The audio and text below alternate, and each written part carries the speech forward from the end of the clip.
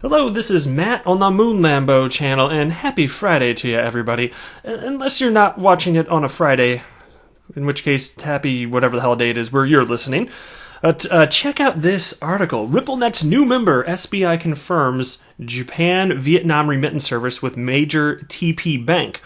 And this stems from an article from November 4th, so not that old, where there was only news of some sort of partnership between this massive bank and SBI. So I'm going to go into the specifics of that. I will tell you up front, though, and this is fascinating indeed. They're talking about the usage of cryptocurrencies. XRP, anybody? So I'm going to jump into that. I've got a couple tweets from the XRP community. One of the comments, it was along the lines of the concept of cryptocurrencies and how they're being classified, whether they're securities or not, and kind of like a sliding scale of what makes it, like how can it transform from not being security to being a security, or from being a security to not being a security, because it's indeed quite fluid. You know, the cryptocurrencies are new animals out there.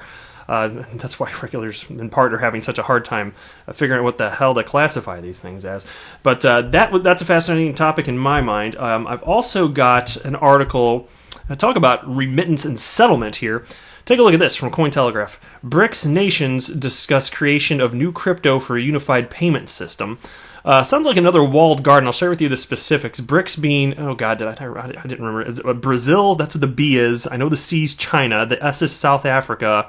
What's the other one? Is the I India? I'm forgetting one. What's the R? What the hell is the R? You know what? It's okay. We'll get to it. Before we get going any further, though, if you would please delicately tap that like button. And if you're a fan of Ripple and XRP, you done came to the right place, son. Go ahead and subscribe to the Moon Lambo channel. It's the prudent thing to do. So let's hop into, you know what? I don't really need to run through this piece. Let me jump in right here. RippleNet's new member, SBI, confirms Japan-Vietnam remittance service with major TP bank. I had the piece from November 4th pulled up, which started with the rumors. That's what I was just referencing there a moment ago. But I think this one article here from today just pretty well sums it up. So let me just jump in from right here. Earlier, You Today reported about a partnership between the Japanese financial giant SBI and one of the largest banks in Vietnam, which is TP Bank, regarding financial wire transactions on blockchain. And again, that's what the other article was about. Back then, the TP Bank CEO merely stated that the bank would be cooperating with SBI in the sphere of financial transactions. Now, the fact of the new remittance service between Japan and Vietnam, powered by RippleNet, is confirmed. Okay, so key part, it is indeed powered by RippleNet. This is important with something that I'm going to loop back to this in just a little bit later in the video, not far from now.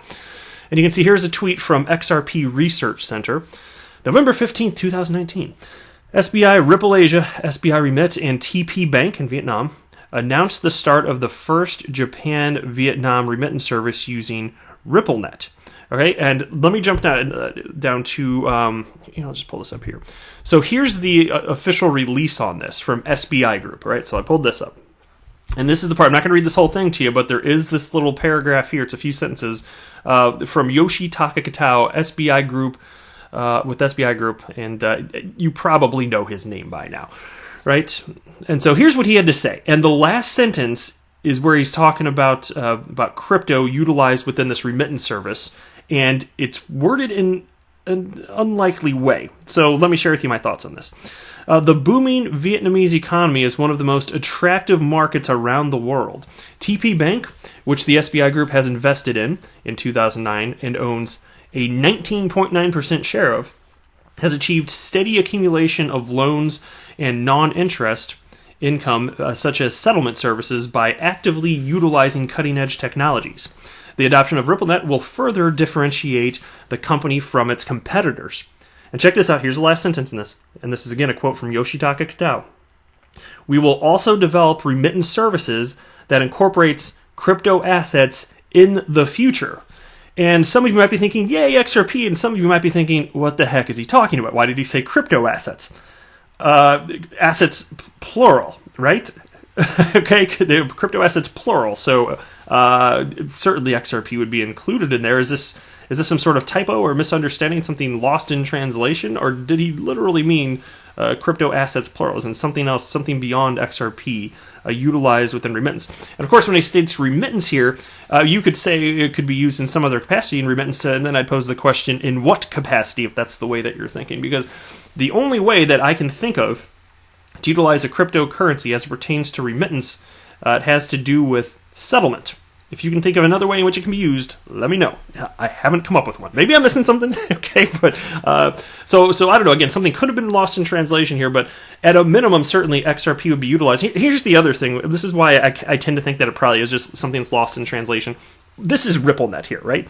And as it pertains to on-demand liquidity, if you want to settle using a cryptocurrency, XRP is the only cryptocurrency that can be used on RippleNet. Period. That's it. Unless Ripple ever changes that for some unforeseen reason, which I don't suspect they will, it's XRP. Period. That's it.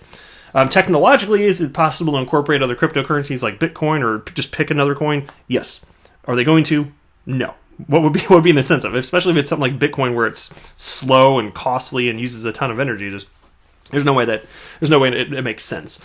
XRP is perfectly suited for the use case in which Ripple is utilizing it. So I don't think it's anything like that. It really just more so caught me off guard. And that's what I was talking about. I said, let me go ahead and loop back to that. This is what I was referencing here. Nonetheless, corridors being built out, and this is the type of thing that I'm talking about. And as adoption continues to unfold, which, by the way, I got to tell you, again, I always say this, I am thrilled. It seems like it's happening on like every other day. I have a new story about some sort of new corridor or a new sort of alignment of companies coming together to complete remittances on RippleNet, utilizing on-demand liquidity, which of course is XRP. That's what we're talking about right here. Coolest thing in the world. Because again, if you have, and this is not financial advice. I don't offer financial advice. My investment thesis is utility matters and will win the day, and this is real-world utility. And I'm just going to keep pointing that out until I'm blue in the face. Next here's a tweet from Lord Lionel, a member of the XRP community. And he tweets out, it was a retweet. Actually, let me go ahead and read the original tweet from Bank XRP first. Which was, U.S. CFTC chairman says the agency could classify proof-of-stake tokens as securities. And here's what he was referencing right here. I don't really want to read through the whole thing, but it seems like it was more so just one person's opinion that they give reasons in here. I don't think I need to go into it for the sake of this video, but he had an opinion that if a cryptocurrency is utilizing proof-of-stake, then it's the belief that it should be classified as a security, right? And so, and I don't even think I agree with that, frankly. Just having read through it like 1.5 times, meaning I read it once and then I skimmed over it again before recording this video. I don't think that makes sense, and it seems opposite to what other of his little cohorts have said along the lines of, what would make for a security versus not security as it pertains to cryptocurrencies. I don't think necessarily that makes sense. But anyway, what he tweeted out was, Bank XRP tweeted out, U.S., again, CFTC chairman says that the agency could classify proof-of-stake tokens as securities. And so Lord Lionel retweeted that and wrote, so Ethereum is now a security, with a bunch of laughy faces. To which All the Way 08 responded, no, U.S. regulators are just driving everyone crazy, though. He said about a month ago, decentralization of the network is the key to whether or not a digital asset should be a commodity or a security. But these clowns won't put anything in stone. Based on that, XRP should have clarity. Pretty sure the same guy said Ethereum started out as a security, but as it grew more decentralized, became a commodity. The U.S. just feels like such a train wreck these days in a lot of ways, and our approach to blockchain has been very frustrating to watch.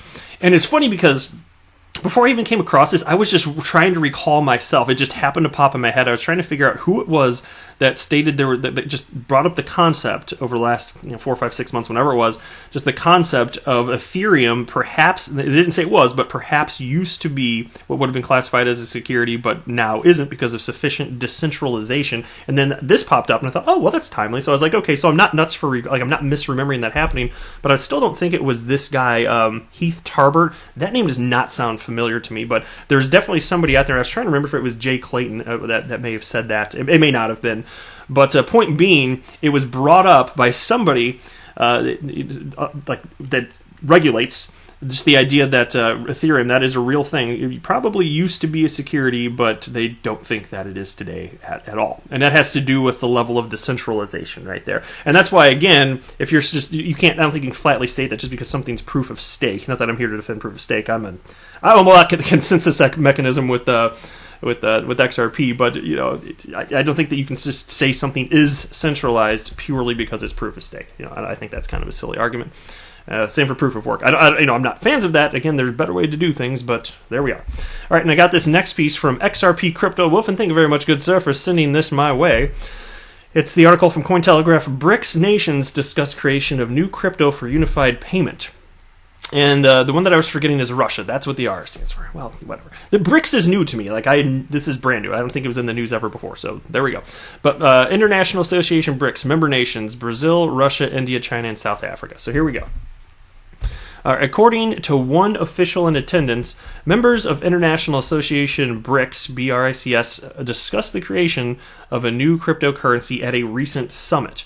On November 14th, Russian financial news outlet RBC reported that the Director General of the Russian Direct Investment Fund, RDIF, Kirill Dmitriev, said that the BRICS Business Council supported the idea of creating a single payment system for settlements between the member countries at the 11th Annual BRICS Summit in 2019 held in Brazil.